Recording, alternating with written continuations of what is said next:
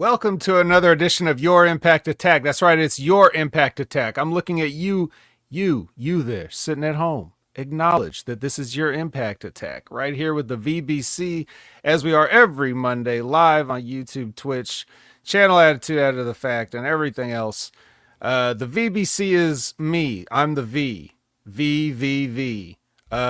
And that's short for the vet, and I am Jamie Williams. Yes, and of course, as always, the B, the hot tag coming through the internet, and boom, House of Fire coming in, hip toss, arm drag, body slam, drop kick. Brandon's here.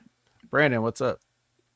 Not a whole lot, pal. Big weekend of wrestling. Got a lot we got to get through tonight, man. But whew, and a lot more still to go. How you been, pal? Oh, just loving all this wrestling. I love how there'll be just absolute droughts of wrestling on certain weekends, and then they put it all on another weekend. It never gets old. And you know what else never gets old? Our constant C. Constant also starts with a C, but we're talking about the chat. That's right. The chat is here. It is doors just opened. We've got the early birds that were waiting outside in the torrential downpour because they're loyal and they're filing in and taking their seats. But more people will be coming in, as they come in from the inclement weather and find parking spaces and all this other stuff, and maybe buy a souvenir and some concessions on the way in. So, but who do we have with us right as of now, Brandon? I see a couple of people here. Let's see if we got chilling with us right now. We got Liz and we got Lab Rat. How y'all doing, pal? The C is what makes this all worthwhile, because C also means community, pal. Whoop, whoop. That's right. And that's a tag team right there that I would put on a TNA Plus premium event in a tables title match for sure. And they're probably, and Liz and Labrat, even Labrat with the hamstring injury is probably more mobile than the Hardys. But anyway, we're not here to talk about that just yet. That will be a little bit later in the show. For now, we usually like to start with what's been happening in the world, the wrestling world, the real world, if things are just a little bit, quiet on the wrestling front. Anything that's out there that's happening as Gam Wolfers pops in. Yeetmas time is here. The holidays are now. It's crazy. Everybody's doing their last minute.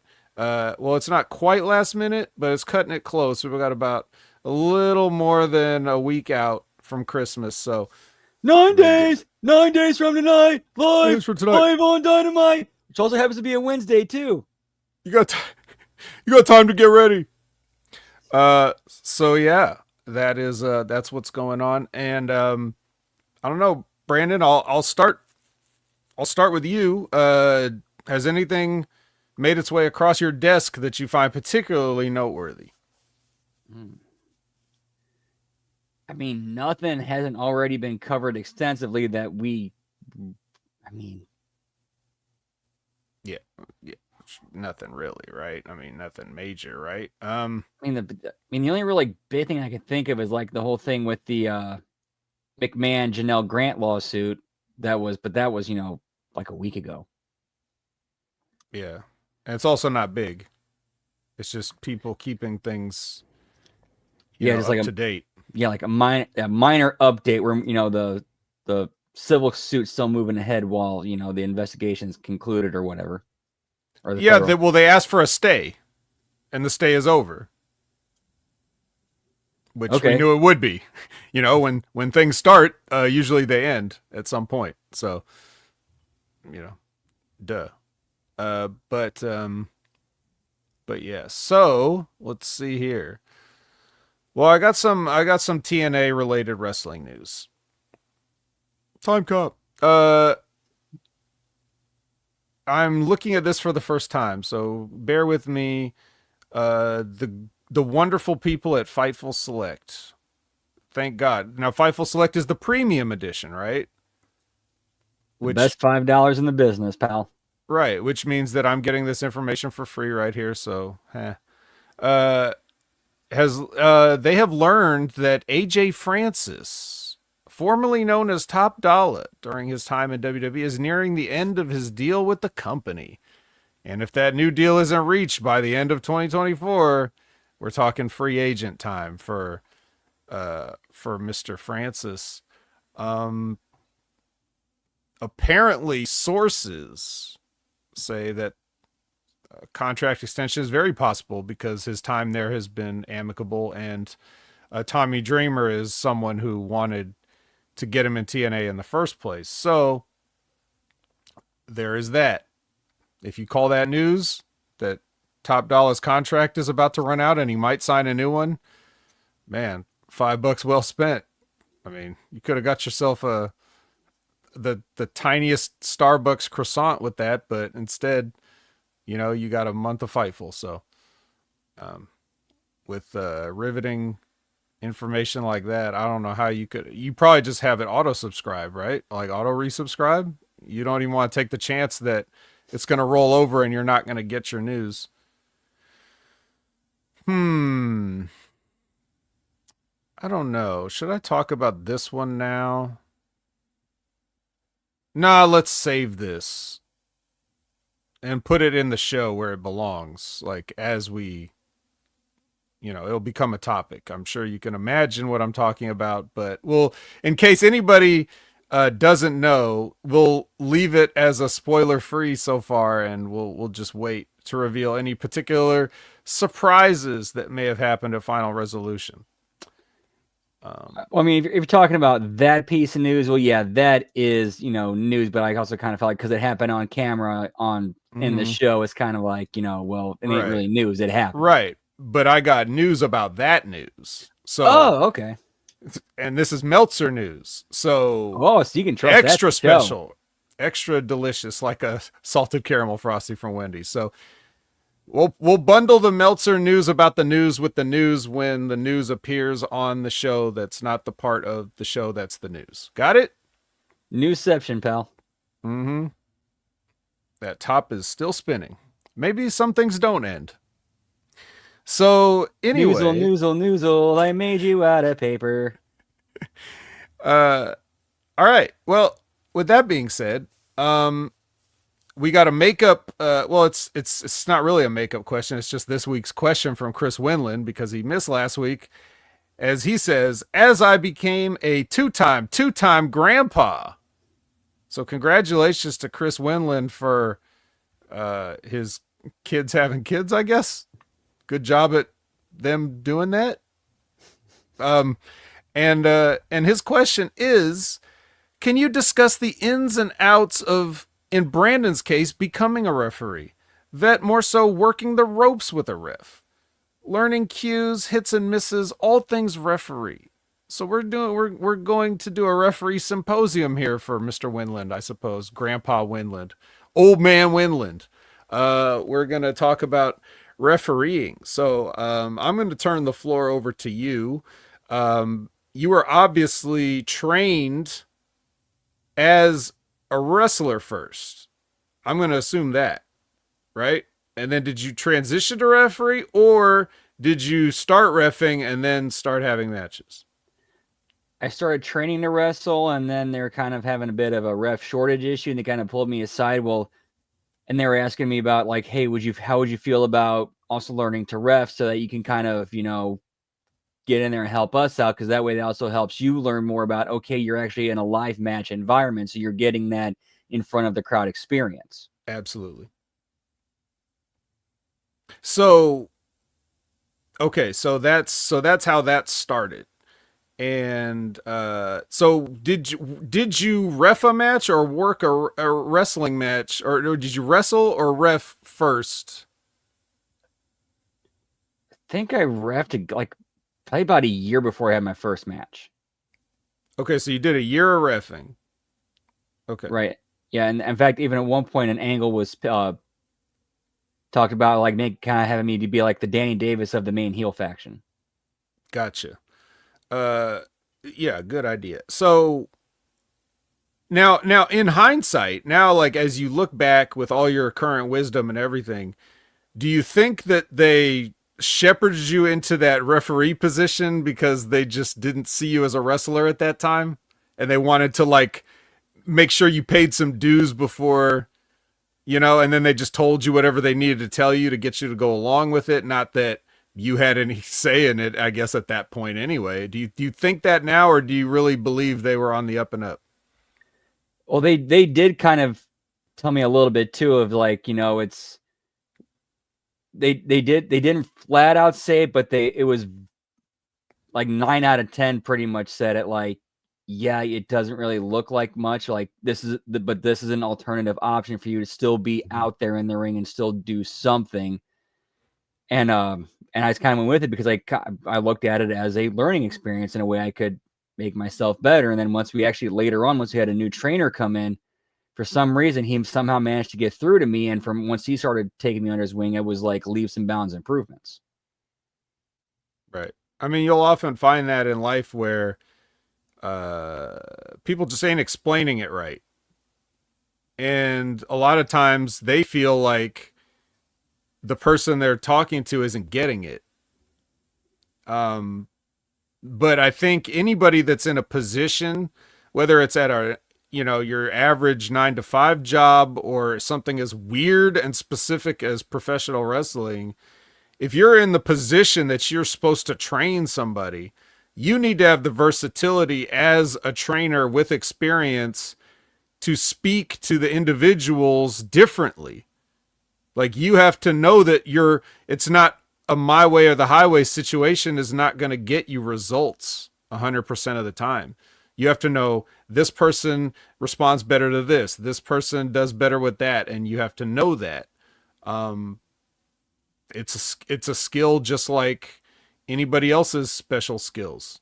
Not everybody can teach. There's a reason why people like, say, Tom Brady, for example, don't go into coaching after they had the Hall of Fame career of Hall of Fame careers. Maybe he's just only good at playing it and doesn't really know how to explain it. So, but then they can go on TV and say some shit, and it sounds smart because the people at home have no idea whether what they're saying is right or not. They're like, well, that's Tom Brady, that's Tony Romo, that's, all that other stuff, right? So my point in using that analogy is just to illustrate how just because you're the best at something doesn't mean that you're a good teacher. You spent all that time, laser focused on yourself and what worked for you. So with that being said, and it was also while reffing, I actually had my first experiences with running into unexpected situations and having to improvise on the fly while keeping kayfabe. Like, right. For example, like within one of my first 15 matches, I was told the finish is going to be a roll up. They go to the finish, and they go to the roll up. However, they're in the ropes, and I'm like, I can't count it. You guys are in the ropes. Mm-hmm. So they have to call something on the fly, and they figure something out, and then we go from there. And then there was, clearly some tension in the ring a little bit. And then once we got to the back, one of the other guys pulled me aside and said, hey, you did the right thing. Yeah. Well, always do the right thing. I learned that from the mayor from Do the Right Thing by Spike Lee. So yeah, those are other. Do you have other stories like that? Little referee anecdotes or whatever of things that we constantly see the refs blowing shit. I'm going to talk about something later that is not even as bad as some of the stuff we've talked about in the past, but I'm going to explain it. But before I even explain it, I'm going to pitch it to you and let you explain it. And but that's for later. But were there other things like that? The judgment calls you had to make. If you have any memories about just notable things that happened in that year, I think that's really the kind of stories that Chris is looking for here. Yep, there was another time where it was supposed to be me and another guy reffing a show, and the other ref called off in the last minute. So I had to ref the entire show by myself, and I did not get to know about, I think, like the second half of the show. I should say the match before the intermission, which is one of like the feature matches on the card. I had no idea what was going on, so I basically had to go completely on the fly and in ref character. Mm-hmm. I didn't know the finish. I didn't know anything. So it's basically okay, just stay in character. Like if this were like act like just basically be like if this were real, this is what you're Yeah, repping it. shoot ref. Exactly. So like okay, like there's one point where the heel got the baby face into a roll up. He's close to the ropes. Okay, I have some weird spidey sense tingling. Like okay, he's gonna put his feet on the ropes. Keep your eyes on the shoulders. 1, 2, 3. And then sure enough, later on, I mean, I did not even see it happen, but later on, I found out he had his feet on the ropes, and that was the finish. Which he should have just told you. But at the time, you're not thinking about that. You're right. just I'm just like, right. If it's 3, it's 3. the working shoot ref. That would have been terrible if you were being the shoot ref and that was his planned finish and you had to call, hey, I saw your feet on the ropes. Ruin it. Yeah, I mean that's the thing. It's like, well, I'll talk a little bit more about that, when it's my turn, but just it's a sort of a you have to the refs and the wrestlers are supposed to work together on stuff like that in those instances. Did you find that in that instance where you had to be a shoot ref, did you find that more liberating or did you find it more stressful at that time? Equal parts at that time, but right now thinking about it, it's kind of more liberating. It's kind of like, okay, I have a lot more confidence in myself and my abilities and knowing my role and my job in that spot. And knowing that if like, what my job is when I'm supposed to do, and I'm supposed to count 3. And if they don't kick out, well, play it up like it's real. Yeah, pretty much. Anything else that you can kind of recall or any notable final thoughts about your time as a referee and how that helped you transition into when you actually started wrestling yourself? There was actually one experience where I learned to whenever the ref gives you a time cue, always respect it because that's always that's kind of a douchey thing to not respect it. I remember one time I gave the guy the time cue 3 times. I'm like, guys, take it home, take it home. And I look at the timekeeper and he's like, what's going on? I'm like, I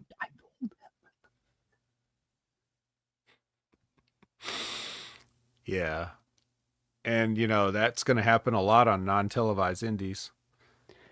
This was actually a televised show. Holy jeez. Yeah, this was a TV taping when this happened. Yeah. Well, speaking of respect, Charles the Hammer's in the house.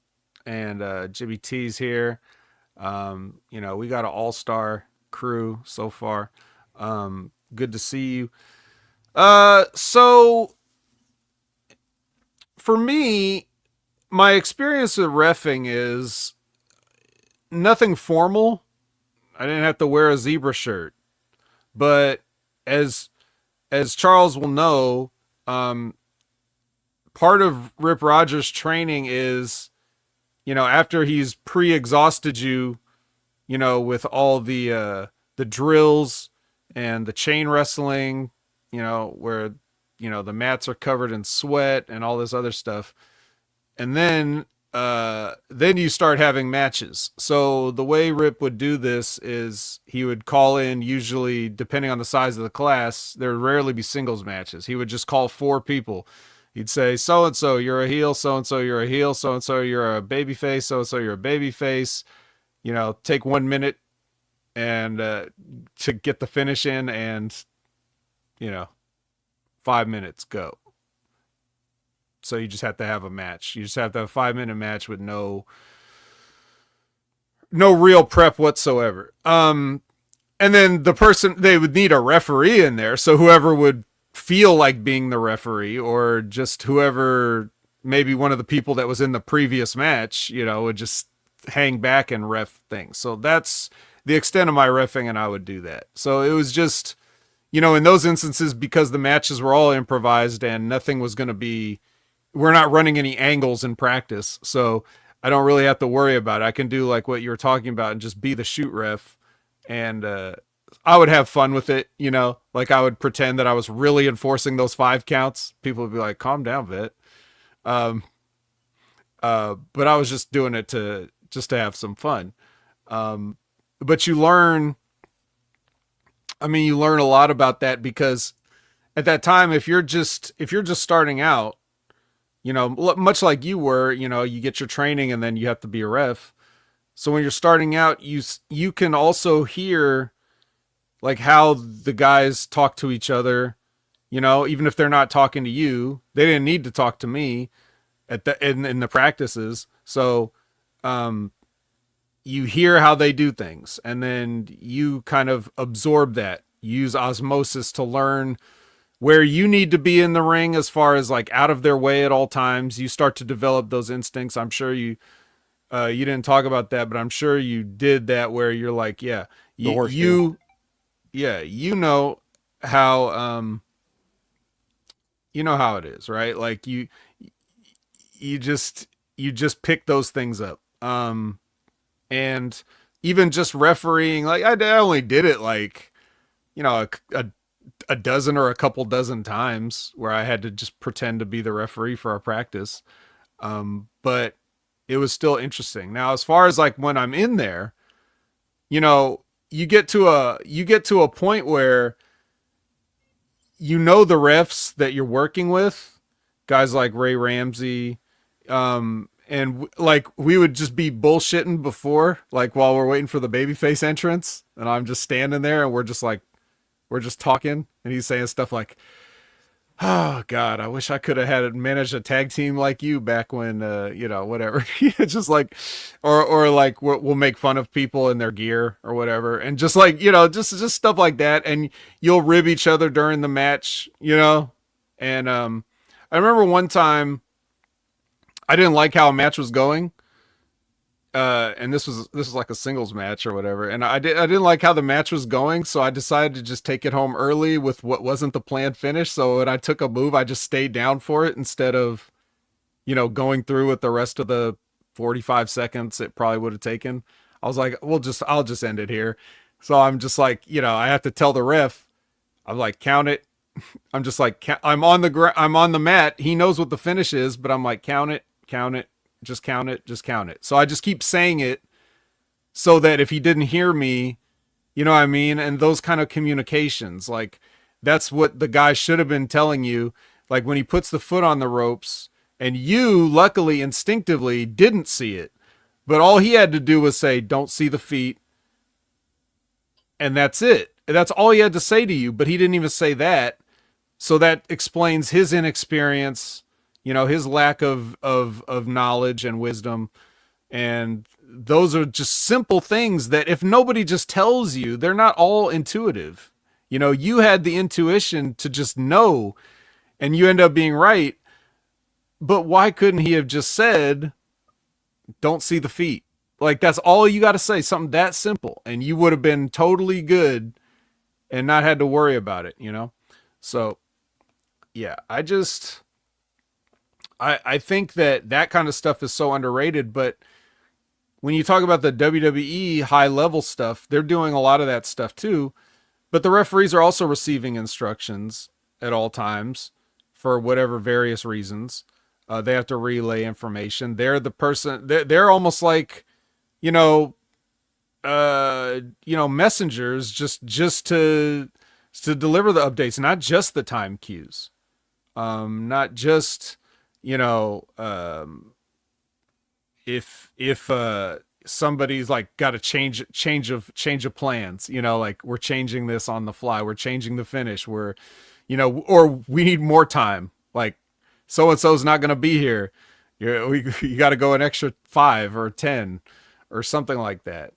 All these things that like you know, and then in the WWE, I don't know, they probably still have to do stuff like help set up the ring and shit like that. Like they have those kind of responsibilities too.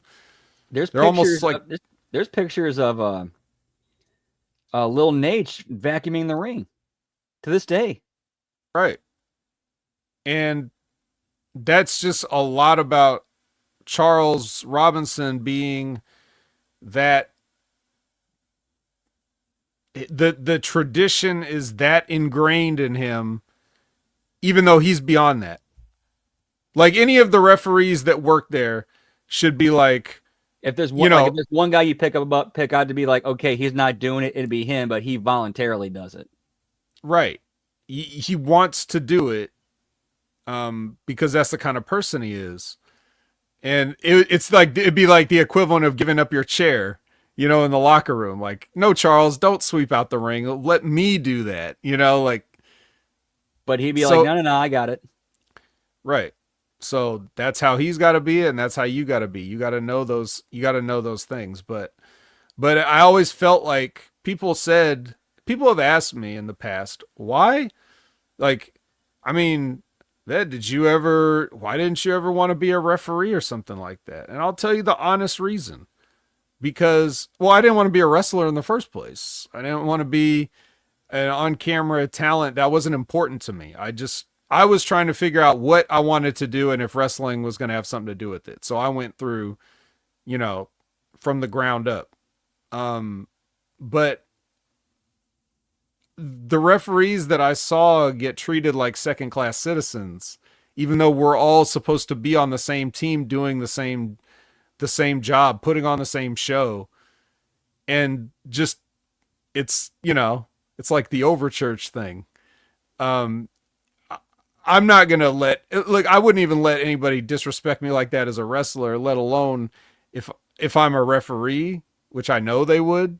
I know people look down on the refs. Not everybody, but the people who would look down on refs look down on refs. And the fans look at you a certain way and everything. And so I just didn't want to be any part of that. But somebody's got to do it. It's like a thankless job, and somebody's got to do it. So I like to thank the referees for all they do.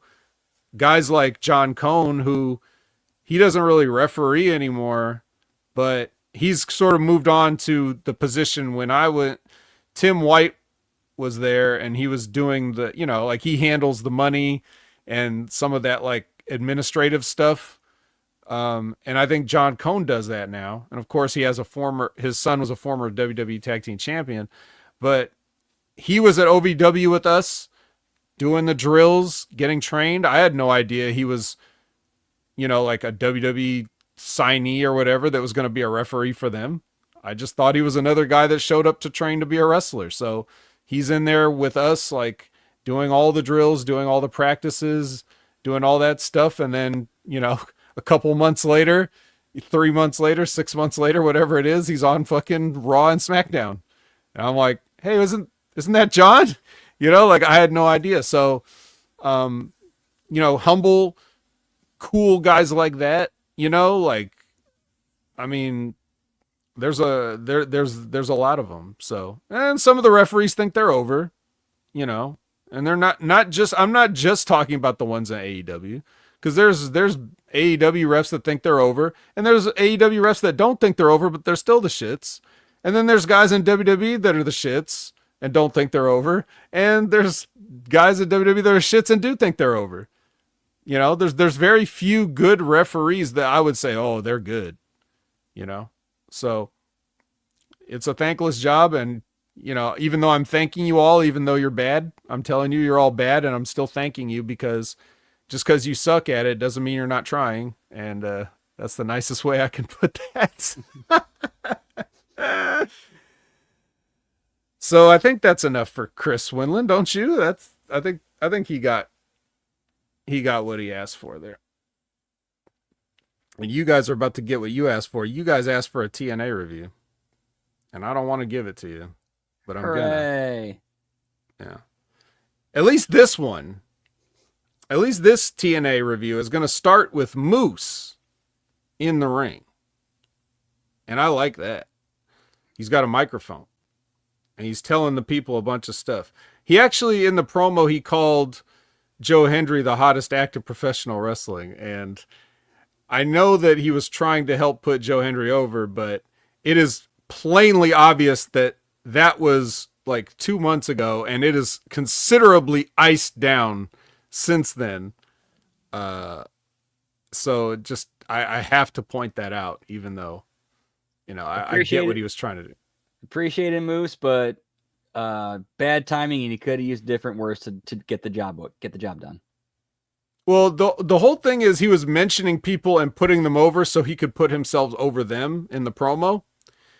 And the easiest way to do that, all you had to do was say, and I know Moose listens because we'll talk about that later, but all Moose would have to do in that situation is say, Joe Hendry is the hottest act in professional wrestling 2 months ago. I'm the hottest act in professional wrestling. See? Just that simple. You do the little misdirect. That's it. So, well, I'll tell you who else is not the hottest act in professional wrestling. Cody Deaner. If anybody's going to interrupt Moose, it's got to be Cody Deaner, right? And Cody Deaner believes that if the people are behind him, he can do great things. And if the people are behind him, he can even beat Moose. So he says this, and then the next thing that happens is Moose kick right to the face. And I was like, all right, so segment over, right? But no, Moose calls for a referee to come down and says this will be the easiest, X Division title match defense that there ever was.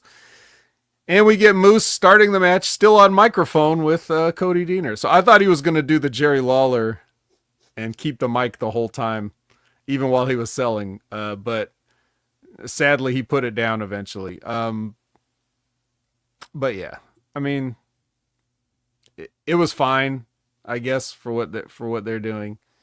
Haven't seen Cody Deaner in a while, so it's kind of laughable that they should even entertain the idea of getting a referee down there just because Moose wants to. So yeah, but I mean, they didn't do anything like super egregious here. Cody got a little bit of offense or whatever. Eventually he got speared as he should have. I thought it was fine. But it's Moose for a large opening segment. So in that case, it's 10 thumbs up. What did you think? It was good for what it was. I mean, Deaner got a few hope spots in, but like nobody really thought he was going to win. No. But I don't think Moose sold too much either. No, it was basically the quick little roll ups and like a deep something here or there, and then then he just hit the spear and it was over. One thing Moose got to watch out. Again, Moose, my good friend Moose, if you're listening, when you go for those false finishes where, like someone's going to roll you up, really consider the size of the person rolling you up.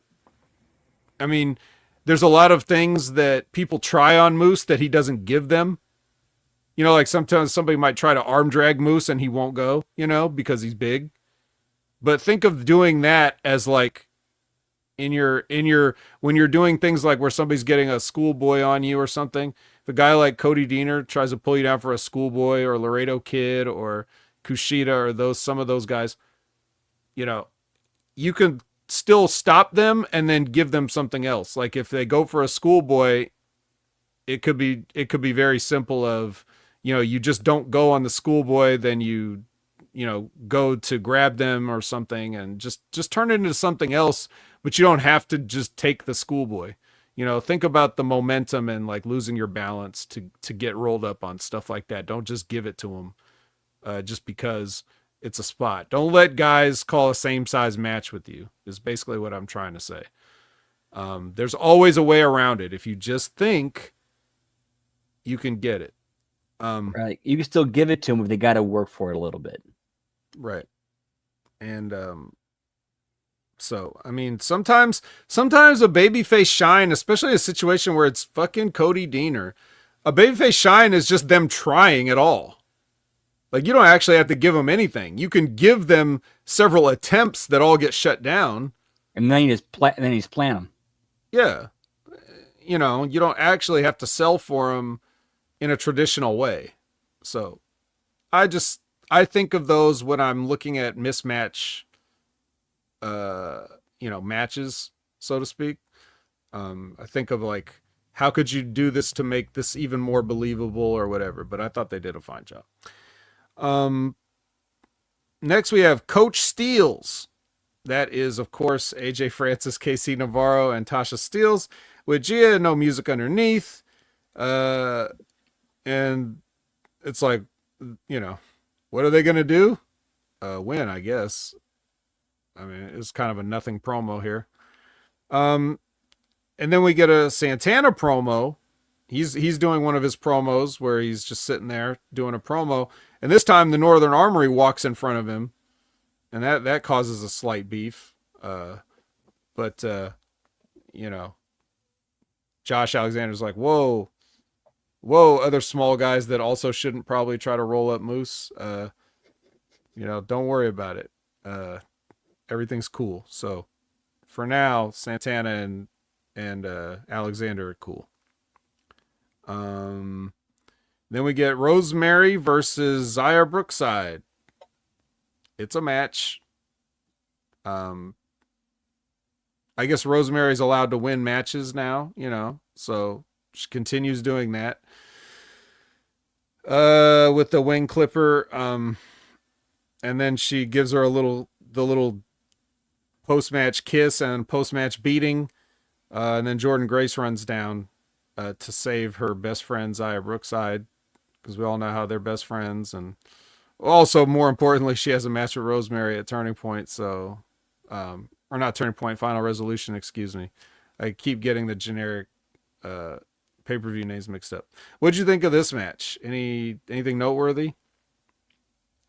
And not really, just kind of a get-over match for Rosemary. Give her a win going into the title match. And, of course, run out Jordan to remind her, oh, yeah, this is the match of the pay-per-view. As basic as it gets. Say that again. Gia catches Trent Seven in the hallway, and then Ace Austin comes up, and he's like, hey, man, back off of my girl. Not really, but, that's just what I imagined it in my head. Hey, speaking of Laredo Kid, he's got a tag team match with Leon Slater, and they're taking on the Rascals. And a nice, 4 handsome young baby faces in a sportsmanlike affair, a contest to see who is truly the best of the best.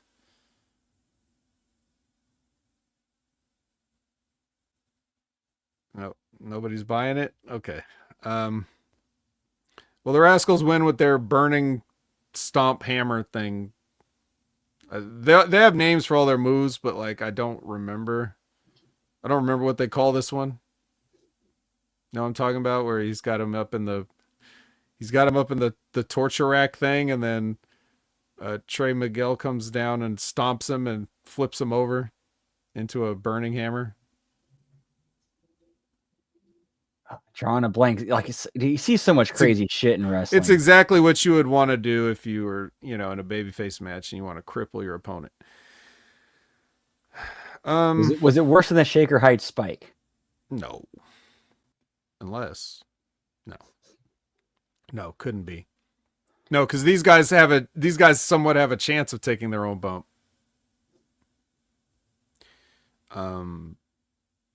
But yeah, so that happened, and then we get a multicam promo from the System. Everybody speaks. Do you want to know something? And all that, and then you got, you know what to do with the System. You trust them. You trust the System. And then we have Hammer Something versus Sammy and PCO, and this quickly turns into just Hammerstone grabbing a chair and hitting PCO for the DQ. Didn't we just see something like this too, like a blatant? Oh, it was to set up the tables match. Like they had this whole match with the Hardys and the System, and then Alicia Edwards just comes down and whacks him with the, DQ while the titles are on the line. Oh, that made no sense. I'm like, what the? Right. Huh? Yeah, and what if they didn't get another match? What if that was their only chance and then they never got another title shot? But they don't think about that because that's not what was written down, right? So I have to worry. Yeah, like if I'm handed that, I'm like, okay, why would we do that? Yeah, I'm sorry, I'm laughing because Labrat said Sammy Callahan looking like Rosie O'Donnell. Yeah. Well, not that slim and pretty, but you know. Um Ouch. yeah, I anyway, yeah. So they did this, but then that I can understand. The muscle guys don't really want to fight, so we'll just whack the zombie with a chair and leave. I think Hammerstone's hurt again. Well, yeah, he's hurt. I'm sorry, I forgot. We covered that on other shows, so I forgot that we didn't talk about it. But yes, apparently at some point Hammerstone has gotten hurt. I don't know if it was before this, and that's why they went with this finish, which would make sense. Like go out there, but just don't do anything. Or if it happened during this match or whatever. But that's going to come into play when we get to Final Resolution too. And also what's going to come into play is the number 23. It's back. Jim Carrey's coming to CNA? If only. Dark 23. Charles, I wonder why he is hurt already. Yeah, exactly, right? Because you're supposed to have a certain amount of Anyway, the next match is Danny Luna versus Heather by Elegance. Obviously, that's going to mean that we've got Jody Threat in one corner and we've got Concierge and Ash by Elegance in the other corner.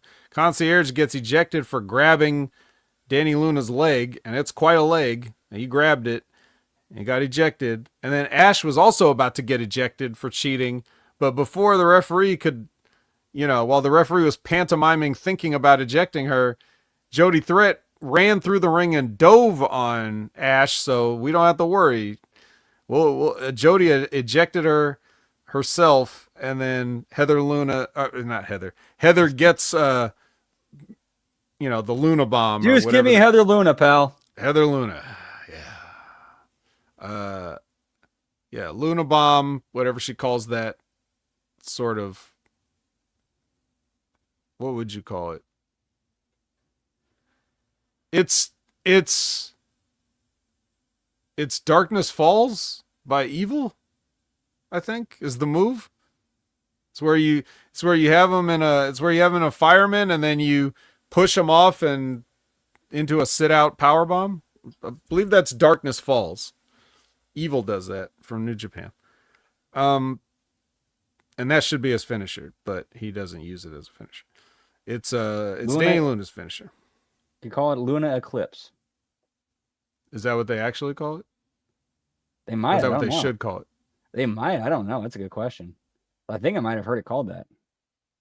Because when she's on the shoulders and then she throws her up and around, that makes like a crescent shape. Like she falls to the mat in a crescent shape, like a moon. Oh, it's called the Luna Landing.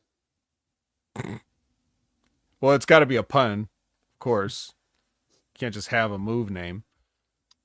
But yeah. Luna Landing. She calls that the Luna Landing, and yes. And like I said, the arc of the body makes a crescent, so it's perfect. It's a perfect finisher for her. I'm sure she thought all about that. Main event time. And she's also a big enough, actually has like enough size to where she can hit on anybody. That's right. The power lifter in Danny Luna. She lifts moons, pal. She trains in heavy gravity. Give me that gravity chamber, pal. The one that Goku was in. That's right. Yeah, I think Vince likes it when women are in a position where they can't pick themselves up off the floor. Dolph Ziggler, Joe Hendry, and Masha Slamovich versus AJ Francis, Casey Navarro, and Tasha Steelz, aka Coach Steelz. In a mixed six extravaganza main event. I wonder who's going to take the fall in this match.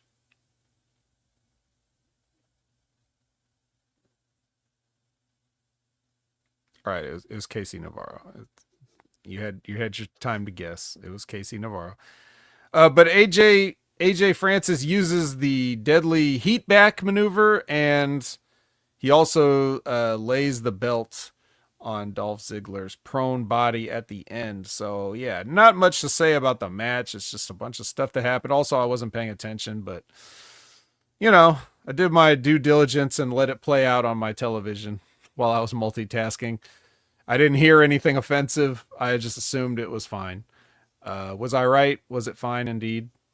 Yeah, but it's basically pretty much like if it was a card game, you'd be like, okay, I'm playing my go home show card, playing my get my heel heat on the final segment main event. Yeah.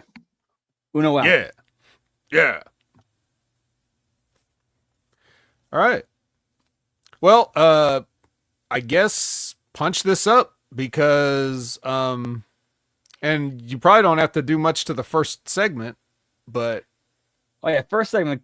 Well, actually, first segment did get a little bit of a punch up because it leads to the thread that goes to the main segment. Oh, all right then. We get a lot more moose. A lot more moose. Oh, well then I'll definitely allow it.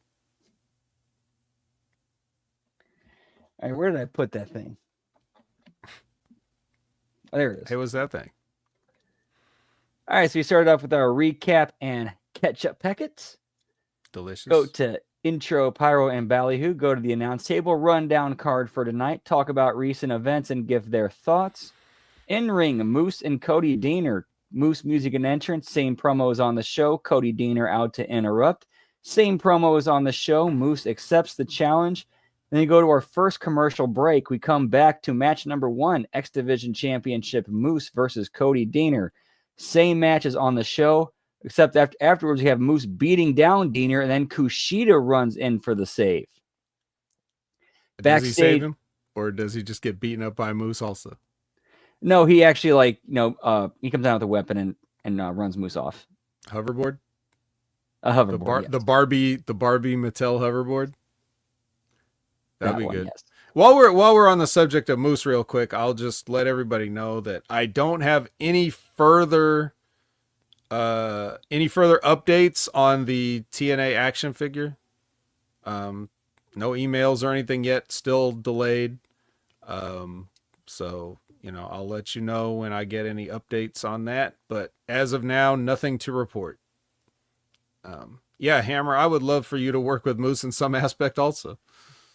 I'm trying to work with him through the magic of this internet show. And yeah. All right, please continue. So then Kushida runs in for the save. Backstage, you get Gia with First Class and Tasha Steele, same as on the show. Backstage, Santana and Northern Armory, same as on the show. Then we go backstage to the System's locker room. Moose is pissed about Kushida going after him, and he wants to make sure that Kushida doesn't make it to final resolution, and he suggests Myers and Edwards do the same with the Hardys. Commercial break in number 2, we go backstage with Myers and Edwards. Myers and Edwards are looking for the Hardys, and then Edwards sees Matt's kids and points them out to Myers. Myers turns to see the kids, and they're not there anymore. Myers tells Edwards that he's losing it. Match number 2, the Rascals versus Leon Slater and Laredo Kid. Leon Slater and Laredo Kid music and entrance. The Rascals music and entrance. Condensed version of match on the show. And then you go backstage to Gia, Trent Seven, and Ace Austin. Same as on the show. Match 3, Rosemary versus Zaya Brookside. Zaya Brookside music and entrance. Rosemary music and entrance. Condensed version of match on the show that ends with Rosemary carrying Zaya over her shoulder through the entrance. Backstage, Ash and Heather by Elegance with Concierge. Ash and Concierge get Heather hyped for her match later. Then you go to match number 4, PCO, Sami Callihan versus Jake Something and Alexander Hammerstone. Hammerstone, Something music and entrance, Sami Callihan music and entrance, PCO music and entrance, condensed version of match on the show. 23 graphic appears on the screen. We go backstage with JDC. He is looking for the Hardys and Kushida. He walks by a door that has a Huey Lewis and the News knockoff song playing inside the room. He puts the ear to the door before he steps inside and begins screaming. Commercial break number 3. We go backstage to the trainer's room. JDC is being looked at by trainers, and they keep asking what happened. He says he was attacked by the Hardys and Kushida. Match number 5. Heather by Elegance versus Danny Luna. Heather by Elegance music and entrance with Ash and Concierge. Danny Luna music and entrance with the Jody Threat condensed version of match on the show. We go backstage to Sami Callihan and PCO. Sami Callihan and PCO are walking together and wondering what the number 23 is about. Crazy Steve enters the shot and says he might have some information. Well, that's crazy. We go to a vignette of Eric Young, Steve Macklin, and Jonathan Gresham hanging out at a bar, sharing drinks where they hype each other up for final resolution. Backstage to the can we not? It's Cutting this. I'm gonna add more time to Heather's match. It wouldn't be like the one we saw. It'd be like just like 3 dudes just hanging out, chilling, and just hyping each other up like 3 bros. All right, as long as there's no sad, slow, old emo country, then I guess we can do it. Yeah, it'd be more kind of like I'd probably see some like upbeat, like southern rock. I'd more kind of like. Honky tonk. All right, then we go backstage to the Systems locker room. Moose tells the rest of the group that they're done playing mind games and they're finishing off Kushida and the Hardys after what happened to JDC. 4th commercial break, we come back to backstage. Rosemary and Zaya Brookside. Rosemary is still carrying Zaya over her shoulder. Rosemary places Zaya in the trunk of a car. Rosemary says it's time for the Angel to take a trip to the undead realm before she closes the trunk and drives the car away. We go backstage to Nick Nemeth's locker room. Nick is getting ready for the match later when he gets a text message. Nick reads the text message and puts his phone down when Joe Hendry enters the locker room. Joe asks about JBL and why he attacked him. Nick says he'll talk to JBL and figure out exactly what's going on, and they can continue their conversation after the match. We go to a vignette with the Good Hands, where they can campaign to be the System's bodyguards. Backstage, Trent Seven and Kevin Knight. Trent and Kevin bump into each other, and Trent starts being a dick to Kevin. Kevin verbally fires back at Trent, which leads to Trent hitting Kevin, and they begin brawling. Kevin and Trent brawl for a bit before it's broken up.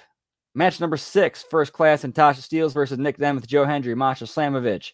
Tasha Steelz music and entrance with Alicia Edwards. Alicia promo putting over Tasha while Tasha makes her entrance. First Class music and entrance. Joe Hendry music and entrance. Masha Slamovich music and entrance. Nick Nemeth music and entrance. Condensed version of match on the show. A masked woman in a hoodie runs in to attack Masha. Jordan runs out and chases the masked woman off. Commercial break 5. New Japan hype video. Backstage. Jordan and masked woman. Jordan chases the masked woman to a parked car and she jumps into and drives away. Jordan is angry she couldn't catch her. Backstage to Santino's office. He is on the phone with Ariana Grace. They talk about their partnership with TNA NXT and asks how the latest Ariana asks how the latest arrival is doing. And Santino says he doesn't know someone was coming tonight. To which Ariana says Ava should have told him about that. You go to the announce table. They talk about the stories that have developed throughout the show. Rundown card for next week. Final resolution. Hard sell. In-ring. The System. Hardy's Kushida. The System music and entrance. Moose promo on how he's tired of the mind games. And they want Kushida and the Hardys. Broken Hardys music and entrance with Broken Kushida. Broken Hardys and Kushida cut promos on the System. And the two groups begin brawling. JDC comes out and shows that he was faking being attacked. So basically the whole thing was a setup to make them think that JDC was neutralized. It was a swerve all along. But wait, there's more. Wait. And then all of a sudden, Andre Chase comes out to neutralize JDC. And then the show goes off the air with Moose tapping to the hoverboard lock. Did somebody say Andre Chase?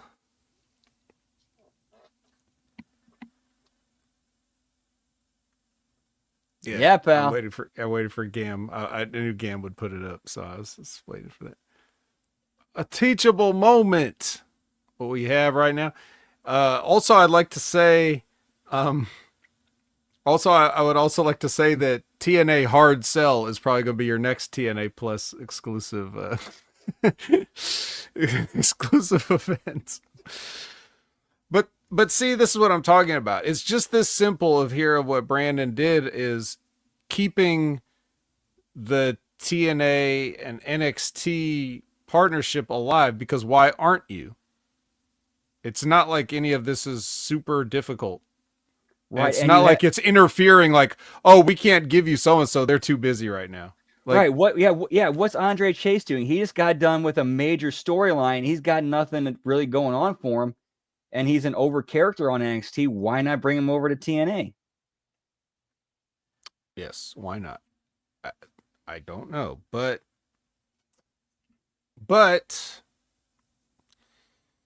I mean, there's nothing wrong with bringing Andre Chase into TNA or doing anything like that. Perhaps from a practical, real world aspect, it's a sense that Andre Chase is one of the guys that's sort of like, If anything, be more ready to move to the main roster. He doesn't really need the right, because he's done his time, with Evolve and Ring of Honor and other places like over the years. He was kind of the guy that, he was a mentor character, but he probably really was a mentor backstage, like to the people that he was working with and everything like that too. And I kind of saw that as like, that's a good character to have as a fixture in a program like NXT. But it still would be interesting to see how something like that would transition to Raw or SmackDown. So if they're not going to do that and they're not going to do it on TNA, I don't know what they're going to do, but I mean, here's an idea. And if they do it, you'll know where they got it from. So, all right, good punch up, good punch up. Well, that is to lead us into final resolution. So now we have the final resolution. I have my notes here. It is starting with the kickoff show. Did you end up seeing the kickoff show? I did not get to see any of the kickoff show. Okay, well, let me tell you something, brother. But I knew Jonathan Gresham had a match during it. That's why I included him in that bar scene, kind of like just to get a little bit of something in there. And plus, they're all that's a whole group together. You could do the whole because what was it? Macklin and Gresham were wrestling, and you kind of had Young B there. It's kind of like all right, guys, let's do it. Yeah, he's always that kind of guy. So there's a match, the singles match to this kickoff show is Leon Slater versus JDC. And the match is fine because Leon Slater's a good young talent. Curtis knows what he's doing, but the notable thing about this match to me, as I watch it, was the finish. And I wrote down on my notes. Now, see, King Kaz of TNA, bet on yourself. That there is how you do a schoolboy foot on the ropes finish. The way JDC did it. So smooth, so good, so perfect. You couldn't have done it any better if he tried it 10 more times. But basically what happens was Leon comes off to try to do his 450 and JDC moves, and as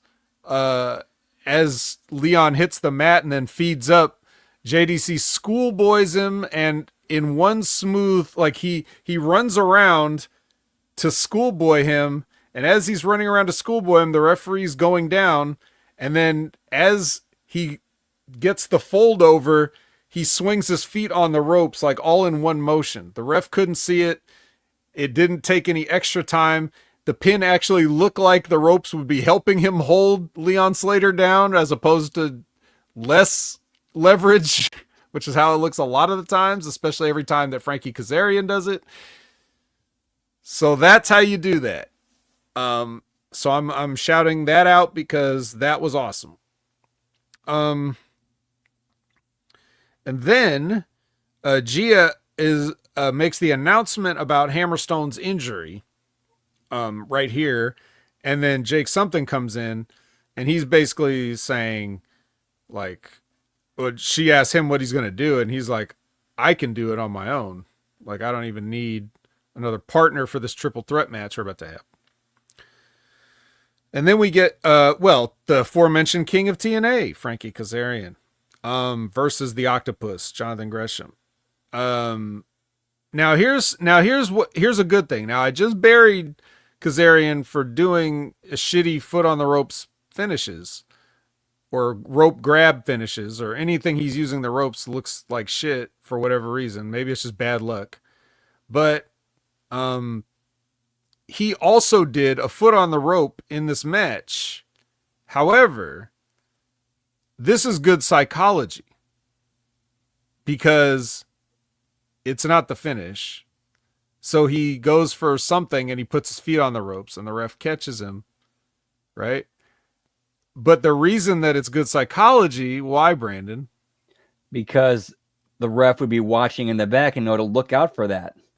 Because they just saw it happen in the previous match. Right. And who else saw it happen? The fans. So they bought it. Right? So now you this is the reason you condition the fans to think like if you see that, it could end right here. Yes. That is good. Now, hopefully they knew all that and it wasn't just a coincidence. But because I definitely have reason to believe that they don't think about the card and the overall structure of it, you know, when they're putting these things together. But it is the kind of thing that you could throw into a match if you know, like if Kazarian knows the finish of the previous match, he knows that he can use that, you know, for his match, even if he didn't think about it beforehand.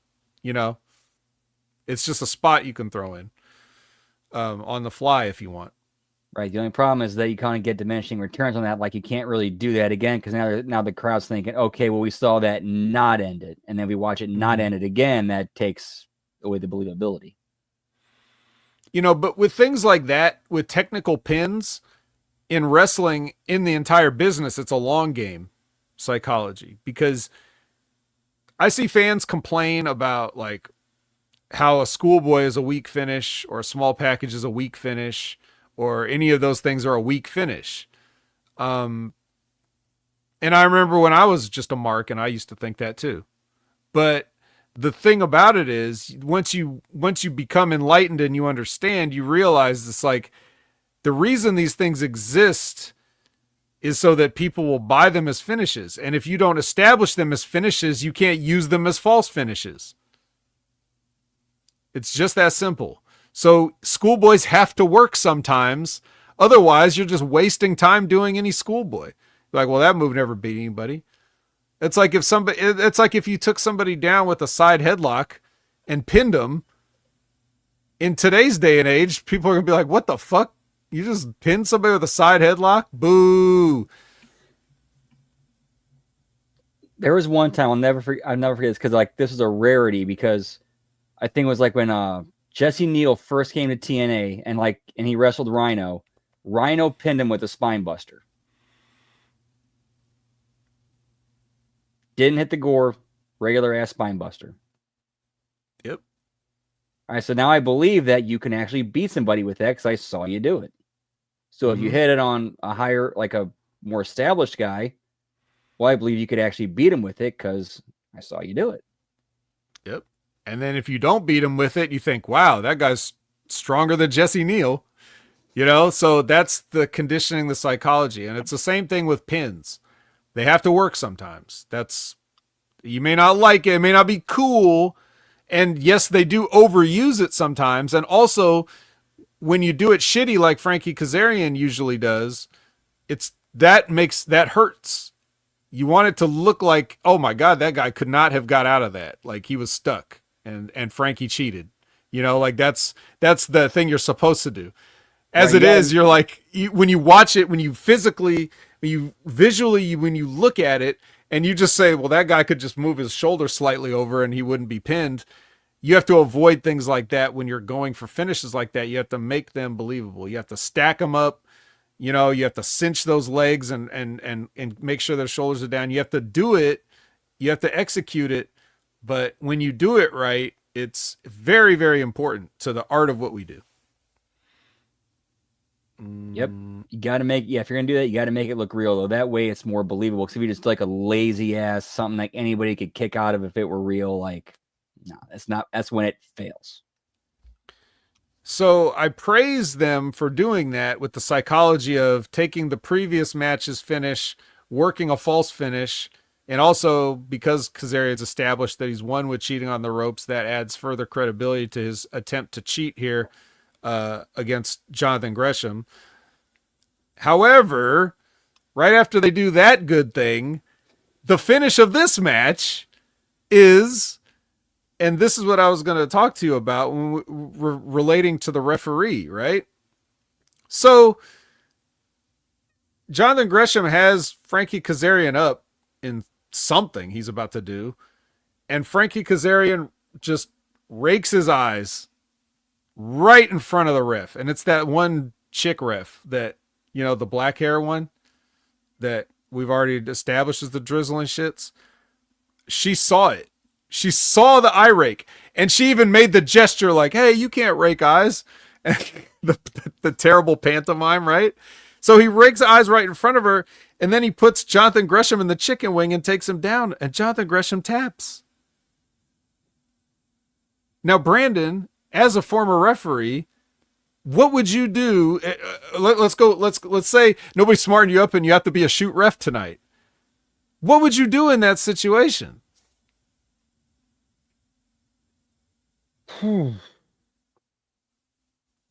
I would actually get between them and say like, hey man, what is that? I actually set them up because like give Gresham his time to recover.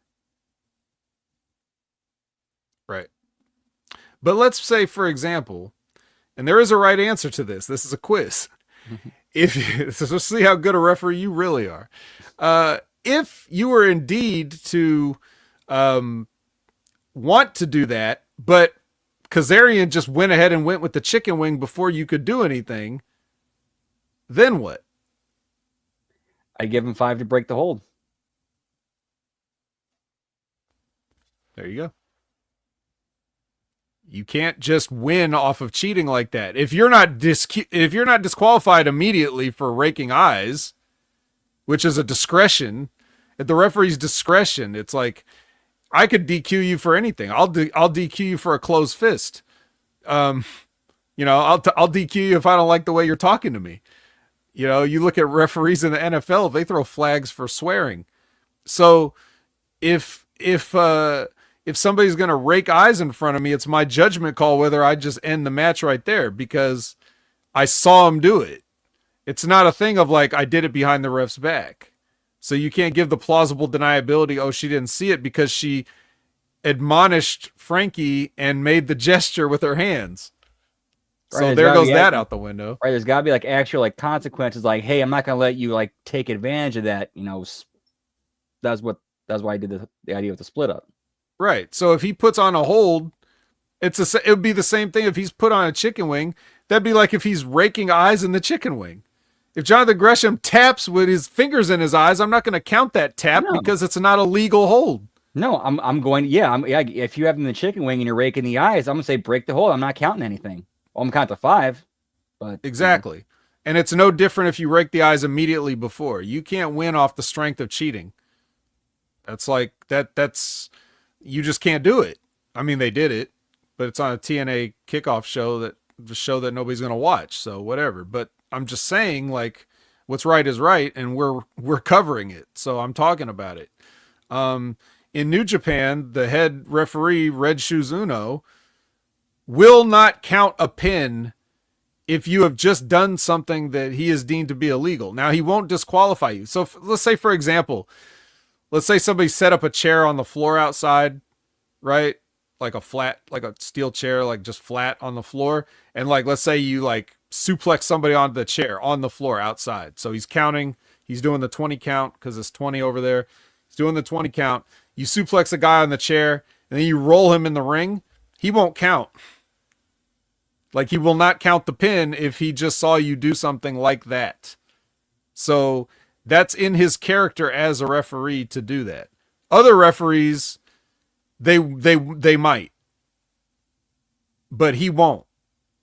So he's established not only the rules, But his character, like if it's at my discretion, I will not. I choose not. I won't disqualify you, but I'm not going to let you just transition right into a win from it. Right. You're not going to blatantly cheat in front of me. I'm going to reward you for it. Right. So it's that simple, but that's why this finish sucked, because Gresham tapped and he just has to hold that now.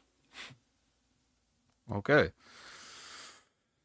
So I try to praise Frankie Kazarian, and then Mr. Bet on himself just takes another gamble and gets buried on this show.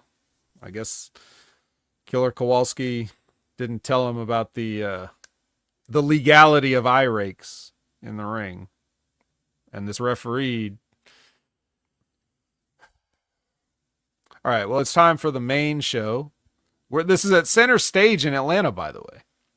So they know a thing or two about some wrestling in this building. And we're starting out with a match where I say it can only taper off from here, because it is Kushida versus Moose for the X Division Championship. I'll open it up to you first. Any thoughts on this match? Obviously, it's Moose, so you enjoy it. But did anything stick out to you? Just did a replay watch along of this. Is that right? Yep. Yeah. The big thing I took away from this was the selling of the shoulder, the selling of the arm, and then which worked right into the finish because he hits the spear with the other one. Yep. Never stops selling the arm, does he? Nope. And does half the match pretty much one-handed, doesn't he?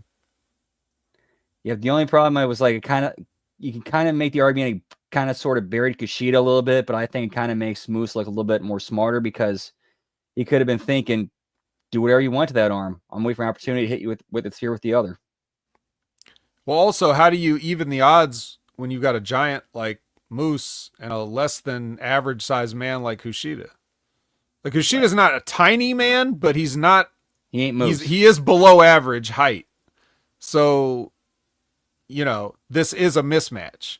And Moose is doing this X Division thing, facing guys that are traditionally of a certain size and skill set in these matches. So if you take away one of his arms, that makes the match more fair, and it makes Kushida's offense more believable, right? And it makes you think he's actually got a chance of going over. Right. And Kushida is not a guy. I mean, you've seen Kushida now for years. You've seen his matches. You know that based on what you've seen throughout all those matches, that he definitely has some input onto what has going to happen in these matches, especially psychology wise. So this just looked like a great collaborative effort between these two guys. They probably really have fun working each other, if I had to guess. Other things that I noticed.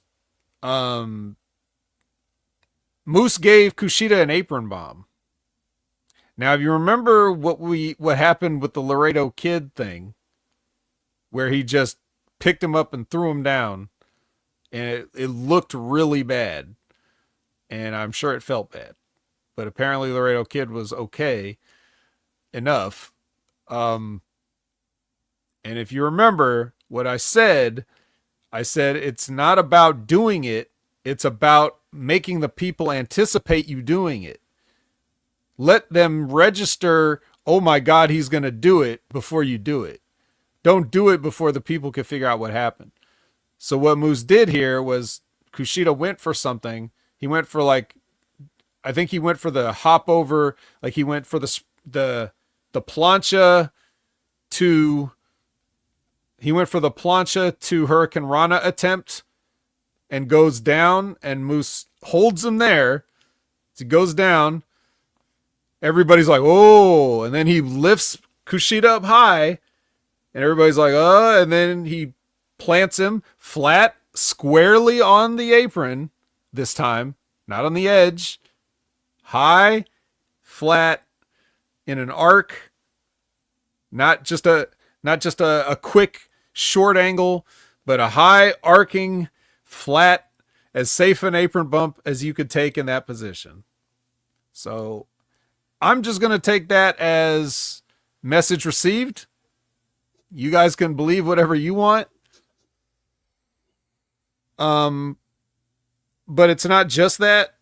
it's the fact that since I admonished him for his careless rock bottom on whoever that was that time that I forgot, that he's been definitely laying him a lot more square and flat like he would normally do.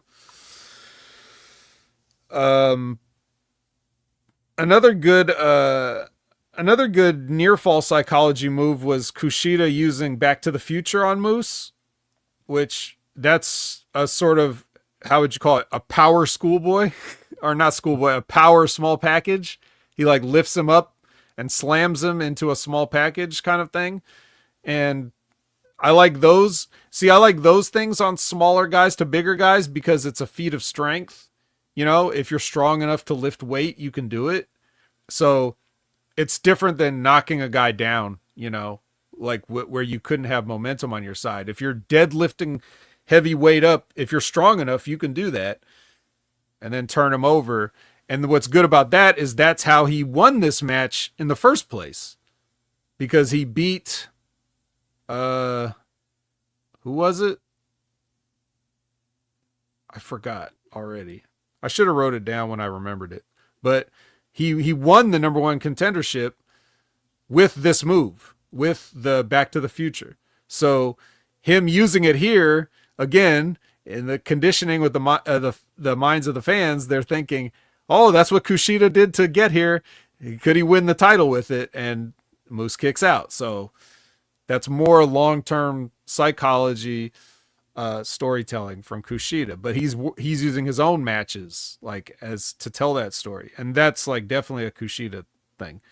And then I also like how in this match there were several things where they either were countered upon first attempt, or and then succeeded later, or vice versa.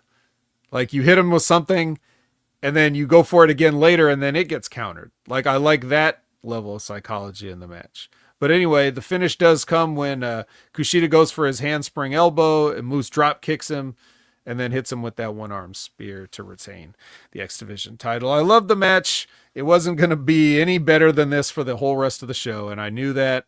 So I was a little bit sad, but I continued on, as did we all. Coach is with Gia, no music underneath. AJ says he wants to be world champion more than anything. And maybe not as much as signing that new contract extension, but we'll see about that at the end of 2024. Next is Rascals versus Sammy and PCO. The last 15 days of it. Yeah.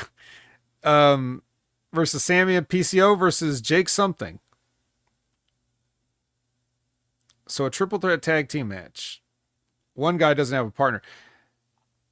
Brandon, I'm going to ask you, did you notice anything curious about this when it started?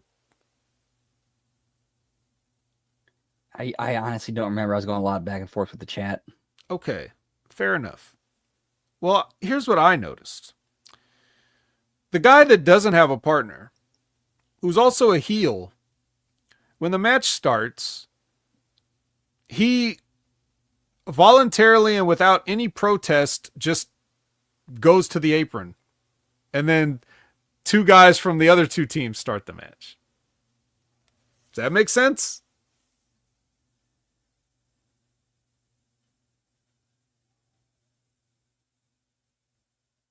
Well, I would imagine so. The heel without the partner, he'd want the other guys to beat the shit out of each other first. What if he never gets tagged into the match? Oh yeah, that's right. Yes, if he never gets there's nothing that says that, there's no guarantee that he'll ever get in the match if he, and furthermore, as a heel, as a character, you'd want to complain like, no, I'm going in this match. Like I'm doing this whole thing. And then, yeah. And that would actually fit with him, with the whole, the promo he cut earlier with like, I'm going in by myself. So that would kind of follow up on that even better. Yeah. That makes way more sense. Yeah. So again, everybody's an idiot. But that's it's shit like that.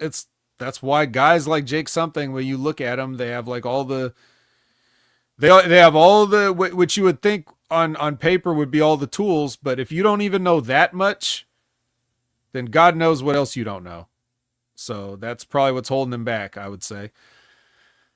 But that piece of business aside, it's a triple threat tag team match, and I don't like that because I don't like thinking, okay, well, you got to have 2 guys in the ring or 3 guys. Like, how does this even work? So apparently it's 2 guys because Jake Something just goes to the apron like it's no big deal, like he's just waiting on a bus. Yeah, I'll just wait. I'll just wait. And he does tag himself into the match shortly, but that's not the point. The point is, come on. So yeah. Well, if Jake Something's a dumbass, then surprise, the Rascals beat him, double team him, get him out of there. I don't know if he's being punished or what, but that's what happens there. And then we get the mysterious number 23 again. Dark 23.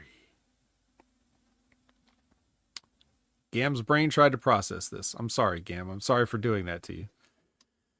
All right. Any other thoughts on this triple threat extravaganza? Well, or 6. What would it be?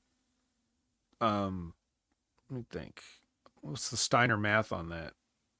Like 88 and 2/3%, or no? I don't know. Some. It was most of a triple threat match. It's 5 out of 6. 5 out of 6. It would be 6, 8, 80. Carry the 2, 82. The numbers don't lie, and they spell disaster for you at Final Resolution. Yeah. So yeah, it was 82% of a match, of a triple threat match here. And then we get a trailer for the movie From Embers. I can't wait to see it. And then we get Eric Young saying that he's got Burt Macklin's back. I believe him. And then we get Ace Austin versus Trent Seven.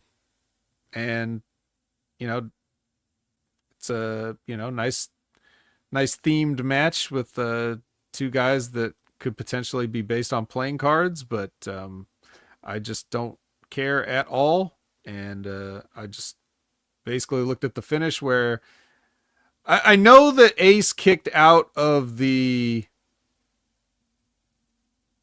7-star lariat. Did he kick out of a burning hammer also? He kicked out at 1 on something. I want to say it was the 7-star lariat, but I don't remember. I know when he went for the burning hammer, that kind of led into the finish, which is basically him hitting the ABC finish on his own.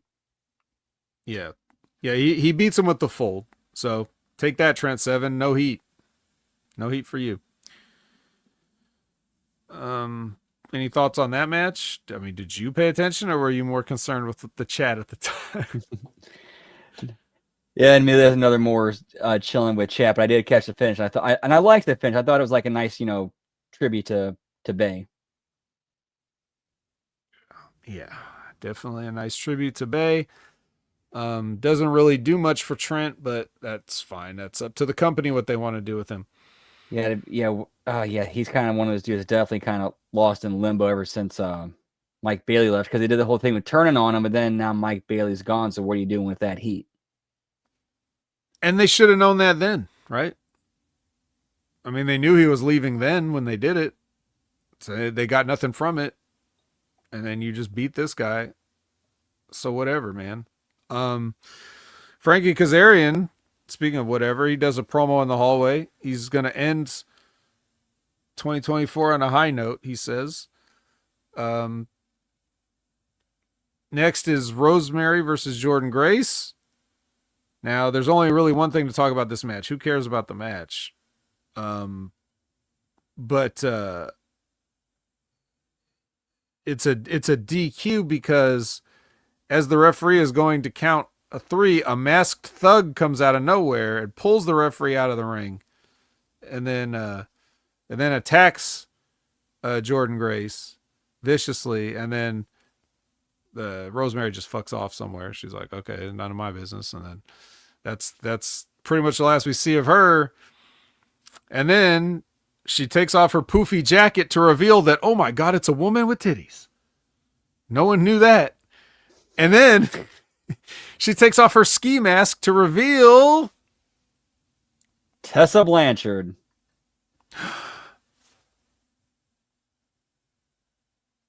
she's back. Tessa's back.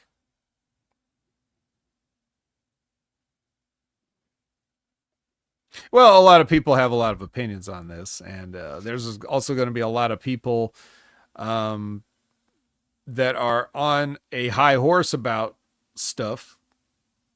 But that's for them to say. I already discussed it on the wreckage. If you didn't catch it, Brandon, on the wreckage, I took a long time to basically just say it's none of my business because what we do is we review the on-screen product. So I'm not going to preach to anybody about anything they should or shouldn't do. But I also said that as far as like, on the screen product, I don't know if it's, for me, I don't know if it's worth it, because I don't think she brings anything to the table that I can't get from somebody better. So that was my overall thoughts on it. But what about you? What did you think seeing, and did you get this spoiled before you had a chance to watch it? Yeah, that was the only thing I knew that was happening because like I couldn't go through anything without at least seeing that. Mm-hmm. Okay, And so plus the rumors leading up into it, and that Jordan Grace had, I don't remember if she had said something publicly about the rumors, but that kind of gave me a feeling of, okay, if high chance Tessa's coming back, and if she does, she's immediately going into a program with Jordan. yes, which is interesting in and of itself. But yeah, I mean, what was your reaction though? I mean, did you think it was good the way they did it, or just another, oh yeah, everybody does this type thing? It's kind of was like just okay, she's back, and that's how you brought her back. Okay, that was basically it. Mm-hmm. Mm-hmm. Well, I said I had a piece of news tied to this, and this is Dave Meltzer here. And oh fuck, it's fucking awesome. Well, I mean, nothing about it is awesome. Not Tessa Blanchard coming back, and not what he had to say about it, although it is interesting. But this is a quote from Dave. Actually, it seems coherent enough, so this should be nice. He says, it's a really weird story, but it could just be a favor for WWE. I mean, the idea is if she's in TNA for a while and there's no big backlash or anything, they could bring her into WWE because there's women in WWE who want to work with her. There may be some who don't, but I know there are some who do, and she's very controversial for all the reasons everybody knows, and it's kind of like a test thing. So that's his theory, for whatever reason that he has the theory that this is part of the TNA WWE working relationship. I could see that making sense. Like, okay, WWE wants her. They get a hold of TNA. Hey, bring her aboard, gauge the reaction, and if it's good, kind of soft return her through you guys. And then once, like, that's kind of bulls over, we'll bring her into NXT or WWE. The article says Meltzer also felt it strange that Blanchard didn't drop the CMLL Women's World Tag Team Championships that she held with Uvia before leaving the promotion, but stated that wasn't a TNA decision. What was a TNA decision was to not only hide her comeback from many people, but to put her in a short program with Jordan Grace, someone who has vocally pushed back against working with Blanchard. And his quote is, she's feuding with Jordan Grace, who's leaving, by the way, and headed to WWE when the contract is up. So that's like to get Tessa over. So that's what Dave thinks about it. Jordan Grace, yes, vocal as she is, you knew she would have something to say about this. I forget what it was. I don't have it, but that's a good classic wrestling thing. Oh, you don't want to do this? Well, you're going to do it. So that's kind of funny, but it also is something that would make sense a little bit, other than, I mean, first of all, Tessa Blanchard was the Impact champion, not just the Knockouts champion. So her being satisfied with anything less than just going right after Masha Slamovich at the very least would be weird. Especially since Jordan Grace is, like the stock is lowered now. Wouldn't even really, but if Jordan Grace saying something like that is just a work to, hype up this potential pairing, I'm not saying I think that's what it is, but I'm saying if that is, that could be a reason why she made the comments publicly rather than just keep her feelings to herself. And also, as far as like the idea of WWE being interested in Tessa Blanchard, I made this point also on the wreckage, but I mean, they took a flyer on Tessa Blanchard when she was in the Mae Young Classic. They could have signed her then if they wanted. What's different now, other than the fact that she has a stigma?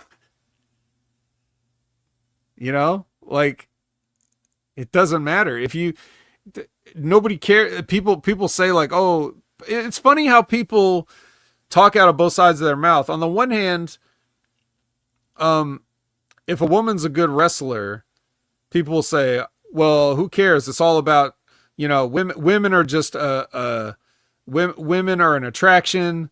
They're just there to be, eye candy and all this stuff. And it's more about having hot women than about good wrestling. But then when somebody like Tessa Blanchard gets ostracized, they talk about how good a wrestler she is. Like, first of all, she's not that good of a wrestler that you would want to just ignore all this other stuff that comes along with her and her perceived attitude. I mean, you could just bypass all that. And maybe the WWE did that back when it was the Mae Young Classic version, and she hadn't even started some of this controversy yet. So maybe they already knew. So I think it's interesting that they would think anything would be different now. Because nothing that Tessa Blanchard can do is going to draw any extra money anywhere. Not in TNA and not in fucking WWE for sure. I mean, don't worry about who's a good wrestler. Obviously, the WWE doesn't care about that, because I just saw, if you just watch women's world champion Liv Morgan can't even get her feet over to take a suplex flat at this stage of her career. They're obviously not worried about good workers and good wrestling. So they're going to make you a star if they're going to make you a star. And I'm sorry. In looks, in looks alone, I don't think Tessa Blanchard is Liv Morgan level. But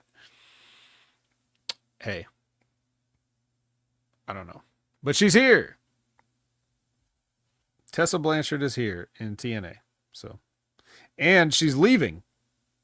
And Gia is running after her like, Tessa Blanchard, what are you doing? And then she gets pie-faced. So, already causing problems, pie-facing Gia like that. Tessa Blanchard's a locker room cancer. All right. Anything else we need to talk about Tessa Blanchard? Nope. Okay. Then we're going to talk about a 4-way number 1 contenders match. It is Joe Hendry versus Burt Macklin versus Mike Santana versus Josh Alexander. And Eric Young is on commentary.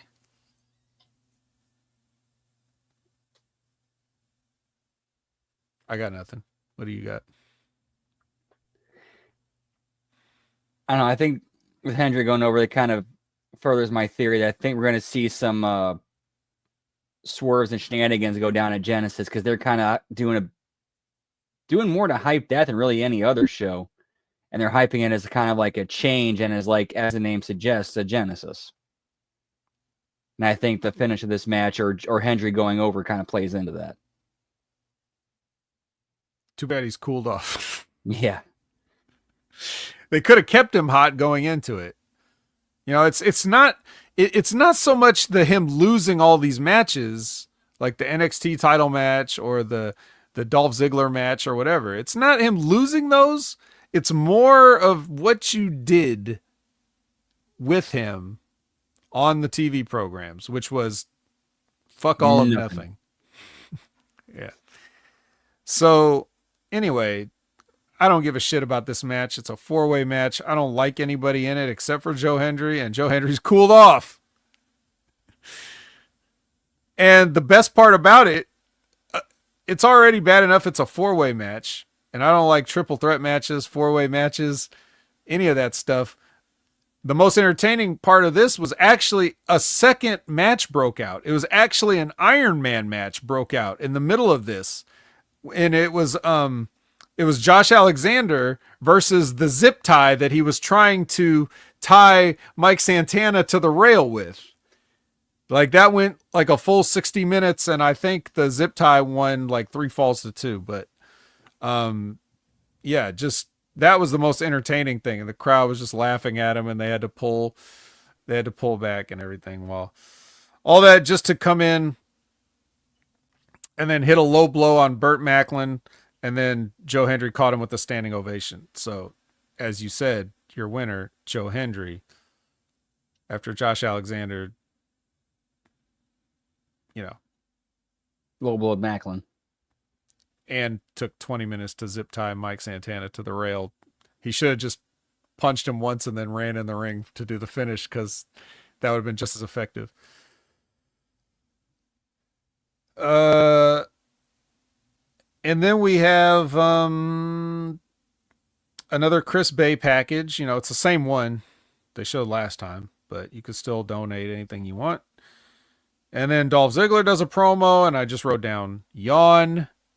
And then I did, next was the Knockouts Championship match. Tasha Steelz with Lish versus Masha Slamovich.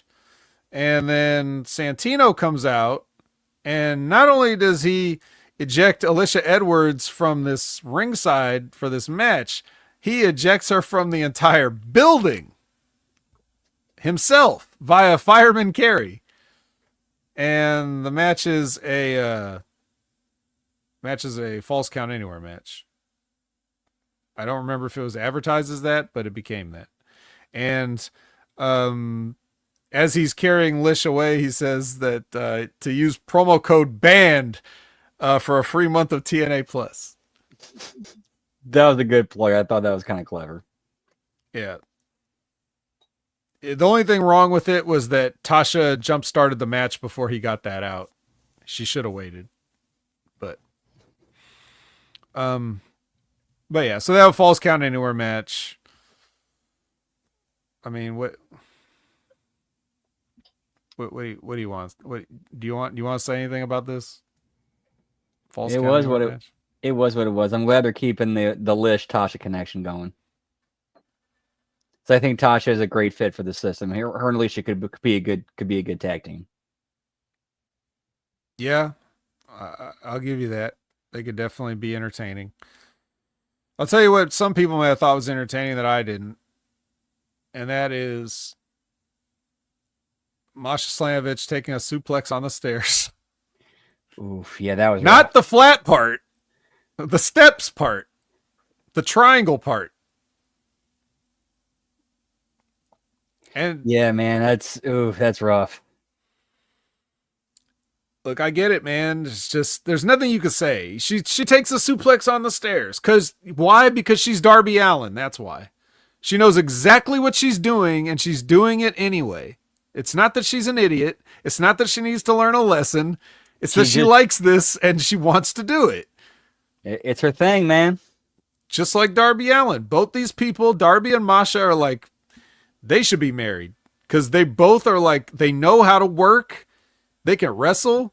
They can, they can do whatever. Like they understand psychology. They understand all that stuff, and they They just just want to hurt themselves for whatever reason. right, like like they know better. They're just consciously making the choice to go that route.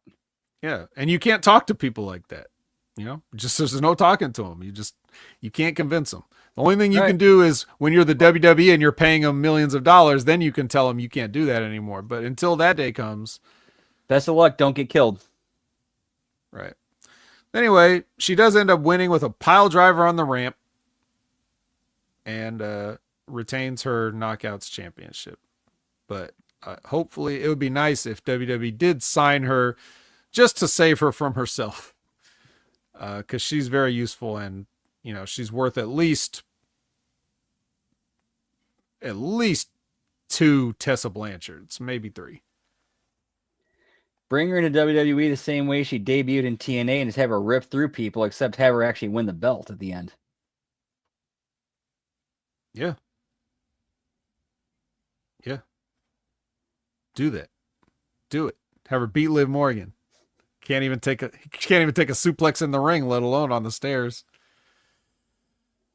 Dude, that's actually not a bad idea. Bring Masha in as like a female Goldberg, and she's the one who beats Morgan. Female Goldberg. Well, I mean, she's obviously a better worker than Goldberg, but I mean, book her and present her as like Sure. Goldberg. Yeah. POV. Goldberg was good. And it's just a bunch of Masha Slamovich matches. Yeah, I would do it. This is what I wouldn't do, but they did it. System versus Hardys in a tables match. Now, nobody cares about this match. I know you might think you cared. They have Delta already. Cezanne-Vich, just his troll game is on point, because that's something that's actually believable that somebody might say. So congratulations. Everybody takes advice from the vet, not just, workers, but the masters and rulers of the world. So what anybody wants to talk about this match, nobody wants to see old people falling through furniture or fat guys that suck, like still getting a push. What happened in this match was when a fan got ejected, right? So you've seen this, right? Right. Even see, look how genius he is. He says, "I'm not trolling." That is a troll. It's next level. He is on his game, and that's why he's the master. He takes it a little too far with the Gallus sometimes. That's where it gets not believable. He's got to pare that back. But now it's like part of his gimmick. So, everybody's got to have a hot take. So maybe that's just what it is. But anyway, the ejection.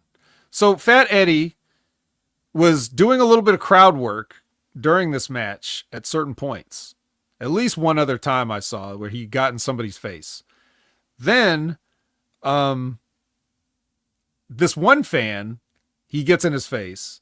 Then he knocks the fan's drink out of his hand. He probably thought it was like a cup of lard and he was grabbing at it trying to drink it. But instead he knocked the fan's drink down and then got in his face and said a bunch more stuff. And then the fan slapped him. Now the fan slapped him like lightly. Like it was not like an assault type slap. But he did slap him. Yeah, it was still like physical contact. Right. And then Eddie slapped him back and then tried to throat punch him. And then he called for security to take him out, and security escorted him out from there. Now, do we really have to break this down? Don't touch people, man. And if you're Eddie, don't knock people's drinks out of their hands trying to get heat. Nobody believes this fake, phony bullshit anymore. Just avoid the situation entirely by not trying to provoke these fucking marks. Right, you could still talk shit to them, but do it at a distance where they couldn't even reach you if they tried. You wanted the hot dog, pal. You wanted a hot dog. But yeah, to be fair, though, the case could be made that Eddie was the one who initiated the physicality with the slapping the drink out of the hand. Right. That's kind of where it gets murky and dangerous. And with the price of concessions, I could understand wanting to slap a guy that did that. You just knocked my $9 on the ground. Right? So, but nonetheless, you shouldn't do it. And I understand Eddie hitting him, but I wouldn't even took it that far. Because you know what happens every time that a wrestler gets into it with a fan like this? The fan doesn't sell it. Nope. So you see some fat fucking guy that's at a TNA show, so his life's already sad because he bought a TNA ticket and a $9 drink, right? It's the thrill of his life to get yelled at by Eddie Edwards, right? And then Eddie Edwards slaps him, and this guy doesn't even appear hurt. He smiles, like whatever. Even when he tries to throat punch him, and he falls back into his chair or whatever, like he's still smiling, like he's grinning at him. Like and that, now we got to watch the Hardys sell for Eddie Edwards and Fat Brian, right? And that's kind of the thing with, right? If you ever get physical with the fans, is it has to be real. You have to actually like. But the thing is, they have to be the ones to instigate it. So when you're actually throwing those real shots in, you're free and clear. However, this wasn't really quite that situation. No, it was. Remember all those times, like, you know, back in the NWO days when like fans would jump the ring, they just teed off on them. They got fucked up. Even the referees like choked them out. Yes, and that's the thing. Like, but yeah, like you said, this isn't that. No. So if you shove a fan, they're not going to sell it. If you slap a fan, they're not going to sell it. So you're hurting the business by putting your hands on the fans because you slap this guy, he gets ejected, but he already got over on you because he slapped you in front of everybody and it went out there like that. So everybody saw you slap. It don't matter what happens to him after that. I mean, you're a wrestler. He's just a fan and he slapped you and you slapped him and it did nothing. And now the Hardys have to go over there and sell for you who couldn't even knock out some fat mark. So you hurt everybody by doing this. Also, you're fat, Eddie. I just want to say that in case I haven't said it enough. You're fat. That's why I call you Fat Eddie. So all in all, it's a lose. Yeah. Now, if it was a situation where he was mouthing off, like, you know, you usually see at wrestling shows, a wrestler and the fan just verbally going at it, and then the fan like kind of went over the rail and started attacking the wrestler, well then, yeah, wrestlers in the free and clear to beat the shit out of that guy. Mm-hmm. But that's not what happened. Nope, it's not. Anyway, so if anybody still cares, Jeff did a swanton off a balcony onto Fat Eddie, and Hardy's retained. And that's it. Which I'd have to imagine, like, I would have to believe there's some kind of follow-up to where Moose kind of starts dressing them down like, hey, I kept my title, you didn't get those back. You better. You also could knock out that fat mark. Yeah. All right. Main event time. AJ Francis versus Dolph Ziggler. Went exactly like we thought it would. Yep. Even right down to Casey Navarro getting ejected. They really love these ejections lately. Did they hire what's his nuts? Sergeant Slaughter to agent the ejections? No, wait, he always came out before the match even started and said, nope, you're all going to the back. And that's an order. Yeah, well, nobody went to the back for this. They had a nice long TNA pay-per-view main event. And, I mean, it was fine. Like, I think they both did what they should have done, and the match went how it should have basically went. Yeah, like for a B pay-per-view main event where you clearly knew the champion was going over, it was what it needed to be. And both guys did their jobs well. And even if your only interest was seeing if AJ Francis was going to fuck something up, I mean, still there's that level of intrigue that the match carried. I don't I didn't recall seeing him fuck anything up. Did he? Do you remember, or did you guys see? Not really. It just felt like pretty much just your basic like this match was pretty much what you'd expect it to be from start to finish. Yeah. Well, I mean, all things considered, I liked it. It wasn't the Moose match, but it was good, and AJ's been good since he's in TNA, and if he's enjoying working there and they're enjoying having him, perhaps signing another deal would be good. Right, and if he's making enough money where it's like, it sustains him, why not? Why would you change that situation? Yeah. So, all in all, it worked out, but of course, Dolph Ziggler's going to hit that danger zone and win. We're not going to have a Cheez-It double champion. So, damn it. Yeah, damn. It sounds good, doesn't it? But yeah, so he's gonna hit the danger zone, but they're gonna he even though it's a danger zone, he's still gonna enact the heat back. Right? Like, you gotta do your heat back. And then Joe Hendry comes out and makes the save. Because KC comes running right out like after, right? Doesn't he come in and attack Dolph?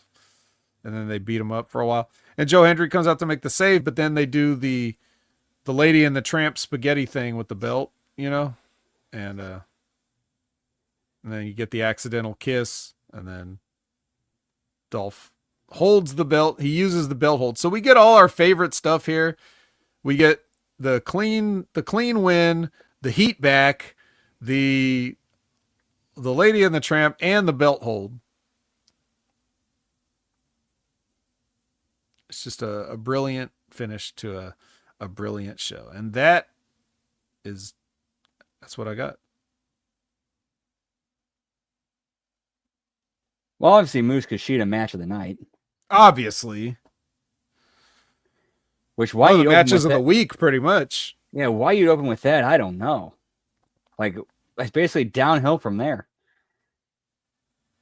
Because, well, it's when you're the wrestler, it's good. Because you don't have to follow anything. They got to follow you.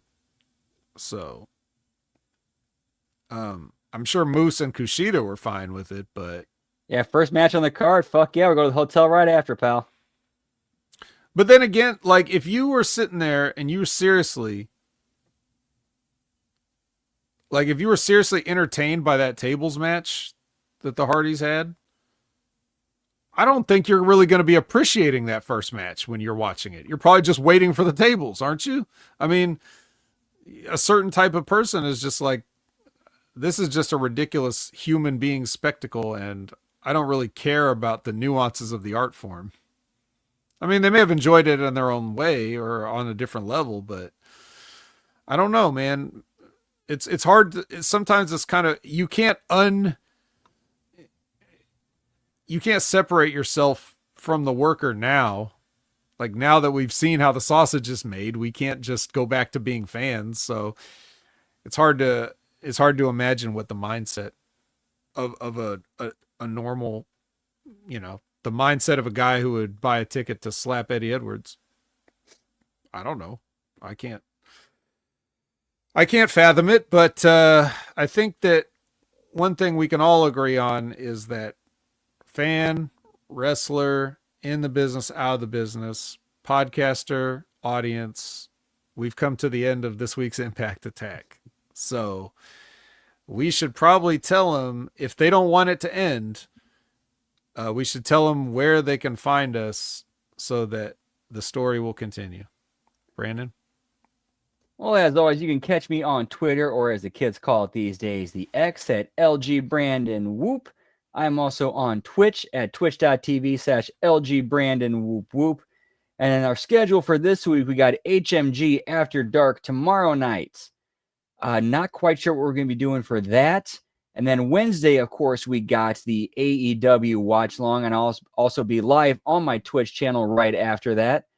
Make sure you stop in for that. We always do our belt count there. Man, they've been low on the belt counts, AEW. I think 3 weeks in a row, SmackDown has beaten Dynamite on the belt count. Yeah. They're adding belts over on WWE, and it's if it's not one thing, it's another. The balance of stupidity will teeter between the two companies. They'll laugh at one company for doing something, and then they'll be doing it 6 months later. Indeed, man, the wrestling business, pal. And then Thursday, we're going to have an HMG After Dark. It will be a special watch along of my personal favorite Christmas movie since we're getting close to that day. It will be Ernest Saves Christmas, which I'm sure will be free on YouTube. I haven't checked it yet, but I have no doubt that it is. Then, of course, Friday will be a replay watch along because they got me working late on Fridays, ignoring my availability, but it is what it is. We'll make it work, pal. And then Saturday, what are we doing Saturday? We might do a Collision replay watch along, not 100% sure, or a late start, one of the two. And of course, Sunday is the replay watch along of the previous Thursday's TNA Impact. And we're right back here next week for another Impact Attack. Yeah, pal. That's right. As for me, you can catch me all over HMG this week as well. Jimmy T has been filling in, and I'll be filling in for Big Ray tomorrow at 7 a.m. Pacific, 10 a.m. Eastern for I Like It Raw with Jimmy T. We'll be talking about Raw, and as we move closer and closer to the Netflix debut, and we're seeing what they've got lined up for that. We'll get my thoughts, and as long as StreamYard is actually working, then it should be me on there, and we won't have to have MSG come in and do a last minute substitution. You can also catch me on the Next Level Wrestling Review every Wednesday at 8 a.m. Pacific, 11 a.m. Eastern, which will again be Jimmy T and myself, as Ray is taking care of business, and that will be the NXT portion that has been abandoned by everybody except for Brandon's punching up. So we'll just continue going with the NXT. Then you're going to want to check out Jimmy T and myself again, a triple play of Ed and Jimmy T for Directage on Sunday, 8 a.m. Pacific, 11 a.m. Eastern. So please join us. Please bear with Jimmy T and his Australian internet. Please bear with me and my hurt, old, and fucking tired and work with fucking children. Follow me at Opinion Haver if you want to hear me, proverbially eat muffins. I won't be literally eating them. I've been tightening up the diet lately, and I'm seeing results. So if you have any diet questions, at Opinion Haver. Also, check out Wrestling with Rib Rogers every Friday at concrete time of noon Eastern and 9 a.m. Pacific, and check out the Stevie Richards Show every Friday when he drops a new, highly produced, highly researched episode. Those are some can't miss shows that bring stuff to the table that no one else really can. So those are in my weekly rotation for when I'm out doing deliveries. Mm-hmm. Which is great on audio, but if you can see the video, that's even better because Stevie breaks things down with his board, as it were. So with that being said, that will take you to all the places that we will be. We thank you for coming with us where we've been. And for Brandon, I'm the vet, and I don't have a sign-off line.